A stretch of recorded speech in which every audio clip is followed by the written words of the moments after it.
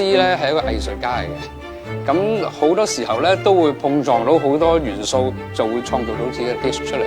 而我做嘅嘢咧就係 back to the basic， 還回基本功。因為我哋細細個學最傳統嘅嘢，然之後一路累積唔同嘅文化碰撞到，依一出到嚟就係我 Eddie style 嘅 dish 啦。而呢一次咧，我 menu 有一個 dish 好特別嘅，佢係用奶皮子嚟燒羊架。我用咗西餐嘅技術、法國菜嘅技術啦，加埋新疆嘅材料出嚟咧，碰撞做咗一個中西合璧嘅 dish 出嚟，